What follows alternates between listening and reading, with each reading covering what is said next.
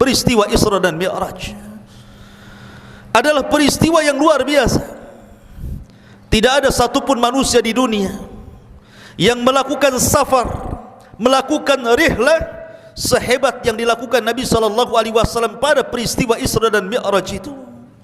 Bagaimana tidak waktu yang sangat singkat, mampu melakukan perjalanan dari Masjidil Haram sampai ke Masjidil Aqsa. Bukan sampai di sini saja, tapi sampai ke Sidratul Muntaha.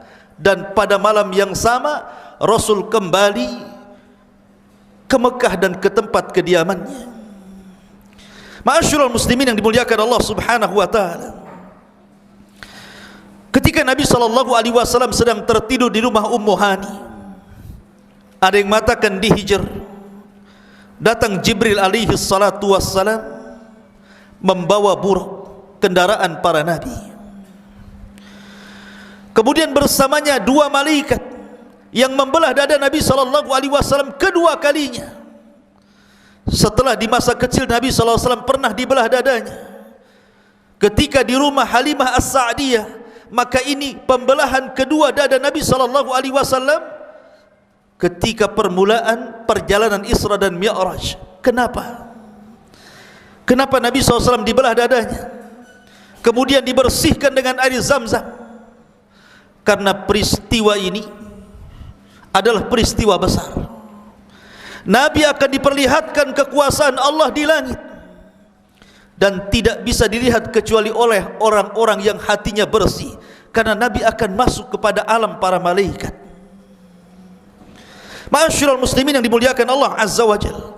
Kemudian Nabi SAW pun naik di atas buruk. Ketika buruk hendak ditunggangi Nabi SAW, tiba-tiba buruk bergerak dan tidak mau ditunggangi Rasul.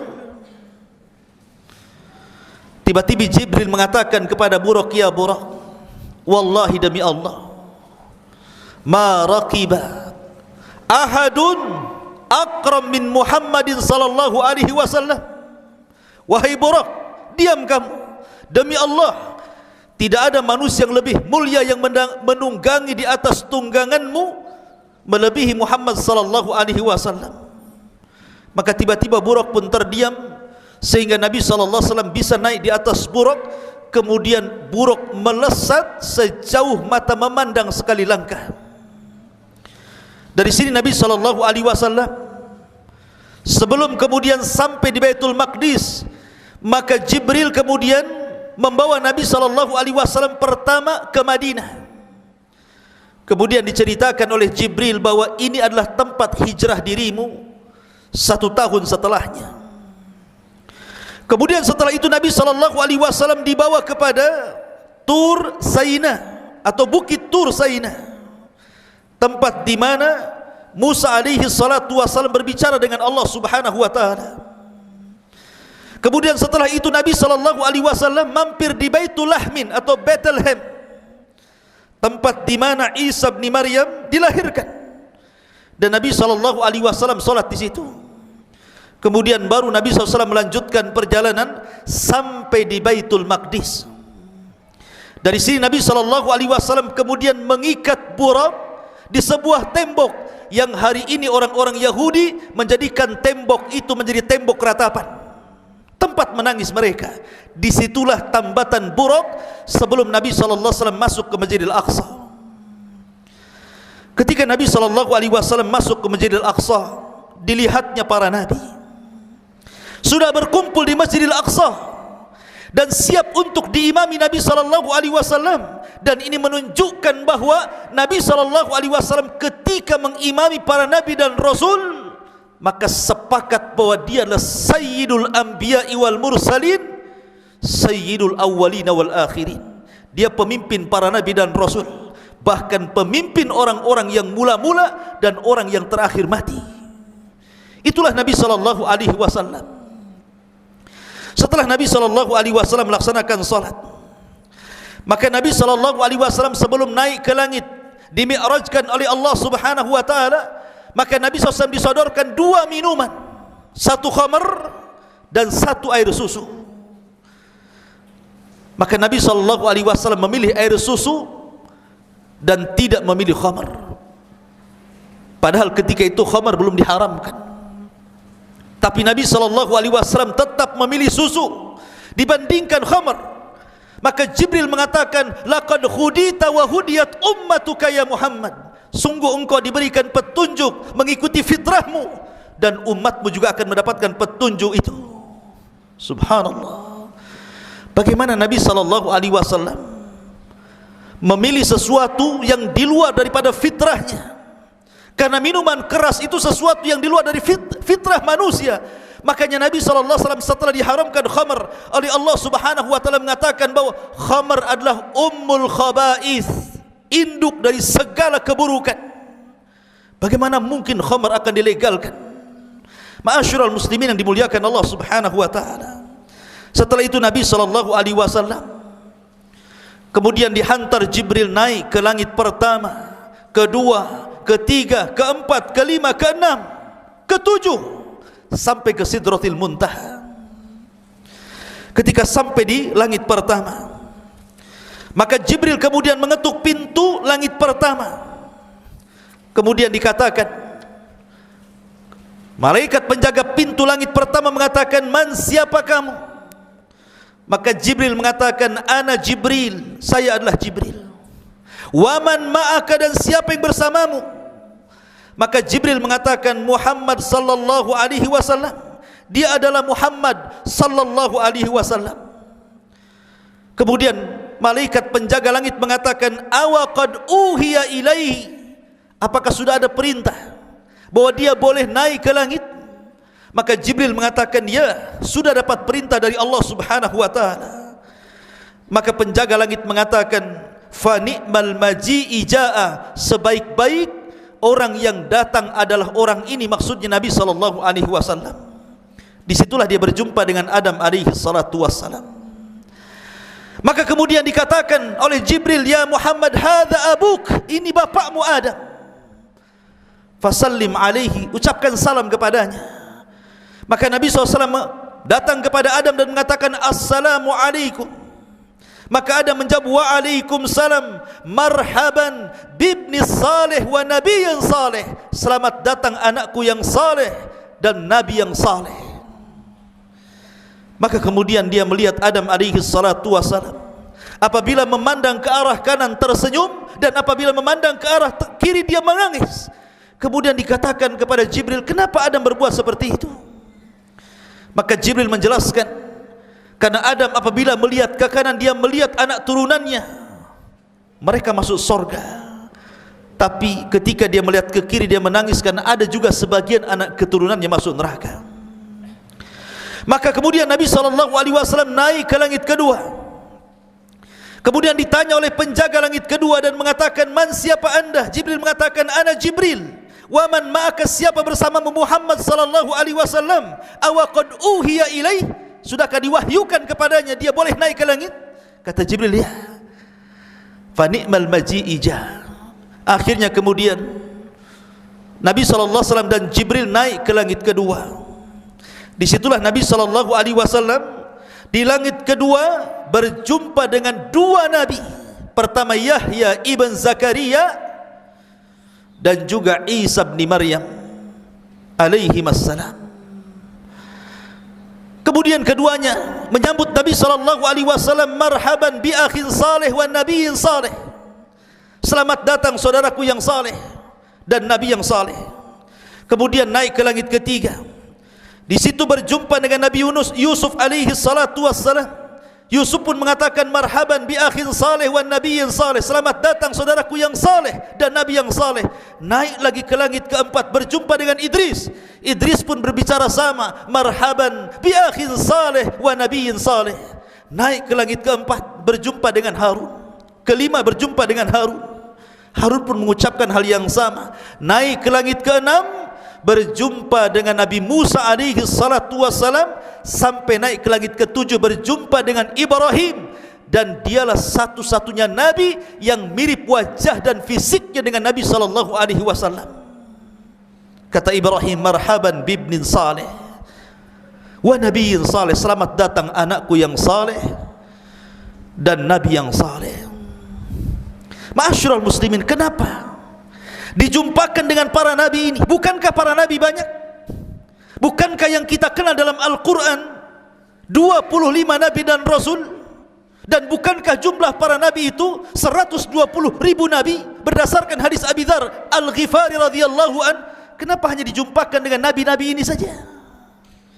Ada apa hikmah di balik dijumpakan dengan Nabi Adam, Yahya, Nabi Musa, Nabi Yusuf, Idris, Harun, Musa dan Ibrahim? Kata para ulama, adapun hikmah berjumpa dengan Nabi Adam, karena Adam alaihi salatu wassalam telah hijrah dari surga ke dunia, dan Nabi sallallahu alaihi wasallam akan hijrah, diusir dari Mekah ke Madinah sebagaimana diusirnya Adam dari surga ke dunia. Adapun Yahya, Nabi Yahya ibn Zakaria dan Nabi Isa ibn Maryam, kenapa dipertemukan oleh Allah dengan keduanya? Karena Yahya ibn Zakaria dan juga Isa bin Maryam, kedua nabi disakiti orang Yahudi.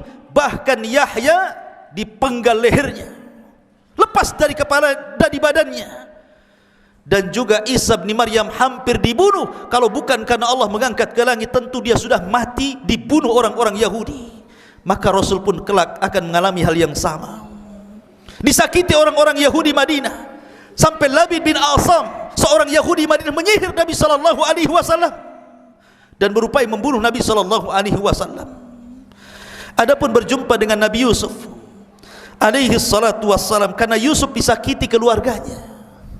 11 saudaranya menyakiti Nabi Yusuf, memasukkan ke dalam sumur, akhirnya diambil para pedagang kemudian dijual menjadi budak di Mesir. Maka Nabi SAW juga sama, akan disakiti oleh keluarganya. Bahkan orang yang pertama kali memusuhi dakwah Rasul adalah pamannya sendiri, Abu Lahab. Sampai Allah turunkan ayat tabbat yada abi lahabi wa tab ma agna anhu maluhu wa ma kasab sayasla naran dzata lahab wa imra'atu hammalatal hatab fi jidha hablum min masad. Adapun berjumpa dengan Nabi Idris, karena Idris diangkat derajatnya sebagaimana Rasul pun diangkat derajatnya.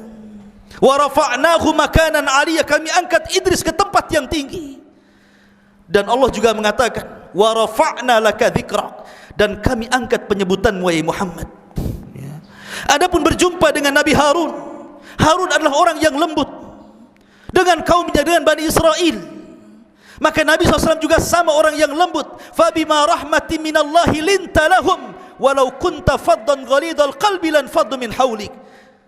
Fabima rahmatin minallahi linta lahum, karena bukan karena rahmat Allah. Kalau bukan karena rahmat Allah, engkau bisa lembut kepada manusia. Sebab kalau engkau keras, kata Allah, manusia akan lari. Karena engkau diutus itu sebagai rahmat lil alamin, menebar kasih sayang di tengah-tengah manusia. Laqad ja'akum rasulun min anfusikum azizun 'alaihi ma 'anittum harisun 'alaikum bil mu'minina raufur rahim. Itulah sifat Rasul, raufur rahim, rahim. Ma'asyiral muslimin yang dimuliakan Allah Azza wa Jalla. Adapun berjumpa dengan Nabi Musa, Musa terlalu lelah mengobati Bani Israel. Sampai-sampai Rasul mengatakan rahimallahu akhi Musa qad udhiya aktsar fasabar. Semoga Allah merahmati Nabi Musa, sungguh telah diuji banyak kali oleh Bani Israel, tapi dia sabar. Maka Nabi SAW juga sama. Ketika dia berdakwah ke Taif, dia lempari batu oleh penduduk Taif. Datang Malakul Jabal, malaikat penjaga bukit, dan mengatakan, ya Muhammad, kalau engkau mau, kami akan lemparkan bukit ini kepada penduduk Taif. Tapi Rasul mengatakan, la, jangan. Kata Nabi SAW, fa inni arju min aslabihi man qala la ilaha illallah, karena saya masih mengharap dari anak turunan mereka ada yang mengucapkan kalimat la ilaha illallah walaupun tidak bapak-bapak mereka. Kemudian Rasul mengatakan, Allahumma hdi biqaumin fa innahum la ya'lamun, ya Allah berikan hidayah kepada mereka karena mereka enggak tahu. Adapun berjumpa dengan Ibrahim, karena Ibrahim yang membangun Baitullah Al-Haram, mengajak manusia haji dan mengagungkannya. Maka juga Nabi SAW mengajak manusia untuk haji. Kata Rasul SAW, khudhu anni manasikakum, ambillah manasik haji kalian dari diriku. Maka kita disuruh mengagungkan Ka'bah sebagaimana Ibrahim juga mengagungkan Ka'bah. Itulah kenapa Nabi SAW hanya berjumpa dengan nabi-nabi ini saja, karena ada hikmah dan pelajaran yang sangat berharga dari pertemuan Rasul dan nabi-nabi ini di langit pertama sampai ke 7. setelah Nabi SAW diangkat ke langit ketujuh, bahkan kemudian diperlihatkan Baitul Ma'mur. Setiap hari 70.000 malaikat solat di Baitul Ma'mur, kembali keluar dan tidak pernah kembali. Kemudian keesokan harinya ganti dengan malaikat yang sama jumlahnya dengan malaikat yang baru. Kemudian keesokan harinya ganti lagi dengan malaikat yang baru dengan jumlah yang sama, menunjukkan bahwa jumlah malaikat itu banyak. Karena tidak ada 4 jengkal jari kecuali ada malaikat yang ruku dan sujud dan berzikir kepada Allah di langit. Wa ma ya'lamu junuda rabbika illahu wa ma huwa illa dzikrul lil bashar. Bagaimana Allah mengatakan tidak ada yang tahu berapa jumlah tentara Allah kecuali Allah sendiri. Maka kemudian Nabi SAW melihat para malaikat yang berada di langit. Kemudian Nabi SAW naik sampai akhirnya sampai di sebuah tempat yang Jibril tidak sanggup untuk sampai ke tempat itu. Tempat itu disebut Sidratil Muntaha. Nabi SAW diberikan kemuliaan. Tidak ada satupun Nabi dan Rasul sebelum Nabi SAW yang sampai di Sidratil Muntaha. Dan ini kemuliaan. Dari situ kemudian Nabi SAW diperintahkan sebuah ibadah yang sangat agung berupa solat 50 waktu. Anda bayangkan 50 waktu. Setelah itu Nabi SAW kemudian turun, kemudian berjumpa dengan Nabi Musa SAW di langit yang ke-6. Kata Musa, ya Muhammad, apa yang diperintahkan Rabbmu kepadamu? Maka Rasul mengatakan, khamsuna salatan, Allah memerintahkan kepadaku dan untuk disampaikan kepada umatku 50 waktu salat. Kata Musa SAW, ya Muhammad, inna ummataka la tastati khamsina salatan kulla yawmin wa inni qad jarrabtu an-nasa qablaka wa alajtu bani Israil ashaddal mu'alajah. Wahai Muhammad, umatmu tidak akan sanggup. Umatmu tidak akan sanggup untuk melaksanakan 50 kali solat dalam setiap waktu. Karena umat sebelummu sudah kucoba, mereka tidak sanggup. Dan aku sudah berusaha juga memerintahkan Bani Israel dengan ibadah yang seberat itu, mereka tidak sanggup juga. Apalagi umatmu yang lemah. Sebaiknya kau ke langit lagi, minta keringanan kepada Allah, at-takhfif. Akhirnya Rasul naik ke langit. Kemudian Allah memberikan keringanan 5 waktu menjadi 45. Kemudian Musa mengarahkan kembali untuk minta keringanan menjadi 40, 35, 30, 25, 20, 15, 10 sampai kepada 5 waktu. Musa pun masih ingin bahwa Rasul itu meminta keringanan 5 waktu itu. Tapi Rasul mengatakan, fastahyaitu Rabbi, aku sudah malu dengan Rabbku. Maka 5 waktu itu sama dengan 50 waktu. Jadi 1 kali solat sama dengan 10 kali solat. Oleh karena itulah jangan pernah meninggalkan solat, karena besarnya pahala solat. Maka Nabi SAW kemudian setelah itu turun. Kemudian Nabi SAW bingung. Dia menyendiri bagaimana apa yang harus diceritakan kepada manusia tentang peristiwa yang aneh ini. Tentu mereka akan mengejekku, tentu mereka akan mentertawakan aku. Rupanya di tengah-tengah sedang gundah gulana itulah datang Abu Jahal. Kemudian Rasul menceritakan kepada Abu Jahal peristiwa semalam. Kata Abu Jahal, ya Muhammad, bagaimana kalau kumpulkan manusia? Kau bicara di hadapan manusia itu, ceritakan apa yang kau ceritakan kepada aku. Tapi maksudnya Abu Jahal supaya manusia mengejek Rasul. Maka Abu Jahal mengumpulkan manusia, kemudian menghadirkan Rasul. Kata Abu Jahal, ya Muhammad, ceritakan apa yang kau ceritakan kepadaku akan peristiwa semalam. Maka Rasul menceritakan bagaimana perjalanan Isra dari Masjidil Haram ke Masjidil Aqsa, dari Masjidil Aqsa ke Sidratul Muntaha. Semua orang mentertawakan kisah itu. Bahkan sebagian orang yang sudah masuk Islam murtad karena merasa aneh dan ajaib. Peristiwa apa ini? Ketika itu Abu Bakar tidak hadir. Datanglah orang-orang kepada Abu Bakar, maksudnya orang-orang Quraisy, untuk memberitahu kegilaan Muhammad menurut mereka. Tapi Abu Bakar justru menjawab dengan jawaban yang luar biasa. Kalau seandainya ada cerita dari lisan Rasul yang lebih mustahil daripada Isra dan Mi'raj, maka aku orang yang pertama membenarkannya. Dari situlah disematkan kalimat As-Siddiq di belakang kata-kata Abu Bakar, karena dia orang yang membenarkan di saat manusia mendustakan peristiwa Isra dan Mi'raj itu.